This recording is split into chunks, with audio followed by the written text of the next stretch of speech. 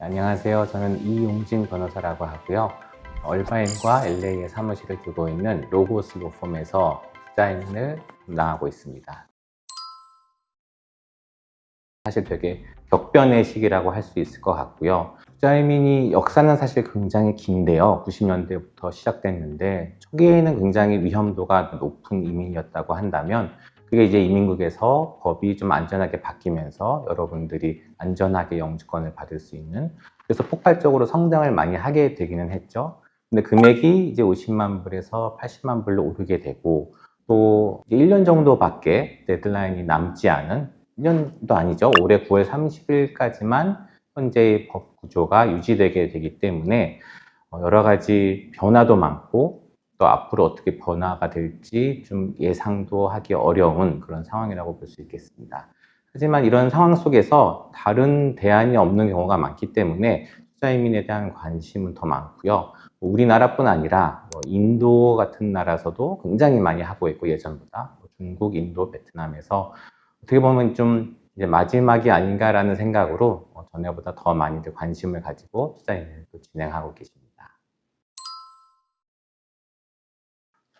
법률적으로는 뭔가 변화를 앞두고 있는 상황이긴 하지만, 사실 지난 역사를 본다라고 하면은 여러 차례 법이 재정비되고 하면서 굉장히 이제 안전도가 높아졌고요. 또 그 위아 청렴 관련 법안들이 신설되면서 이민국에서의 투자처에 대한 관리도 철저히 하고 있고, 오히려 투자자분들에게는 더 안전하게 투자를 하실 수 있는 그런 좋은 기회라고 생각을 하고요.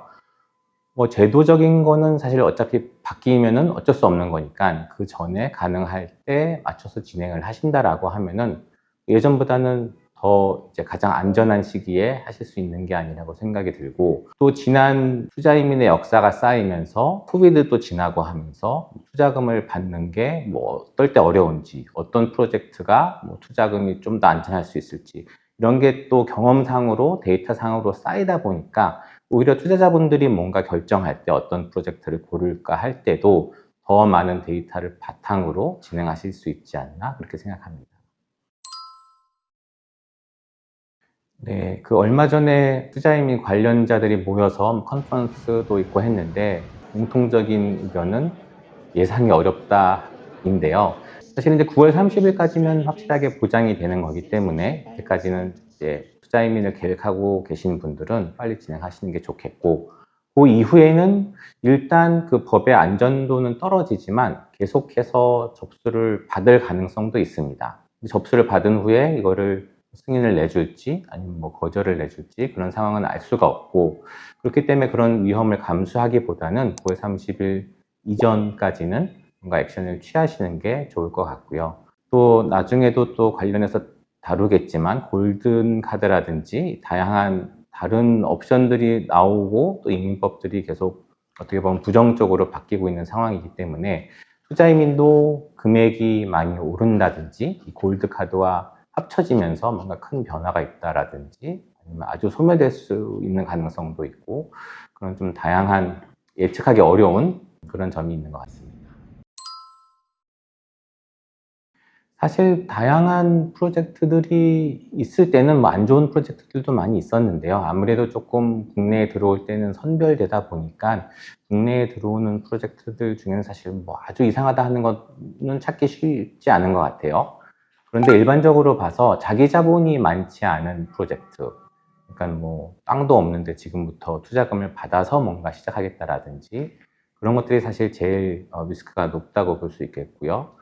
또 그 플랜의 정도가 아직 많이 진행되지 않은, 펄밋도 아직 받지 않은 상황이라든지, 아니면 어떤 컨디션이 있어야지만 공사가 진행되는 상황이라든지, 투자자 입장에서는 안전하게 영주권을 받으시려면 건설이 잘 마무리되는 게 가장 중요하기 때문에 건설이 마무리될 때까지 이슈들이 되도록 적은 프로젝트들을 선택하는 게 좋을 것 같습니다.